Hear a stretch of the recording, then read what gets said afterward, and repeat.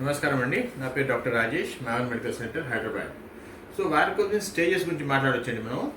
So అలా 6 stages ఉంటాయండి. 6 stages అంటే ఫస్ట్ ఇనిషియల్గానేమో spider veins and reticular veins అంటాం. స్టేజ్ 1లో అంటే స్పైడర్ సన్న వీన్స్ అన్నట్టు, less than millimetre. Reticular veins అంటే లెస్ దాన్ 3 మిల్లీమీటర్స్.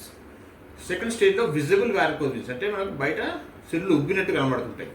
సో అది సెకండ్ స్టేజ్. థర్డ్ స్టేజ్ అనేది ఎడిమా అంటే వాప్ అన్నట్టు, బేసికలీ కాళ్ళలో వాప్ వస్తుంటుంది.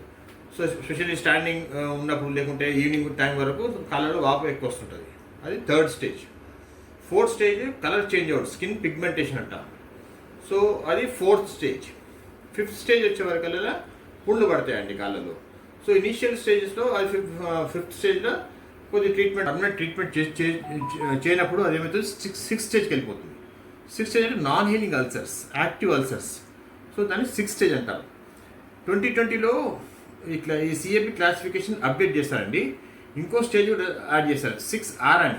ఆర్ అంటేనేమో చాలా లేట్ అన్నాడు. బేసికలీ ఆ పుండ్లో అనేది రికరెంట్ మళ్ళీ వచ్చుడు, తగ్గకపోడు. సో దాన్ని 6R స్టేజ్ అంటాం. సో ఈ 6+R స్టేజ్, ఇది ఇప్పుడు స్టేజెస్ ఉన్నాయండి ఇప్పుడు.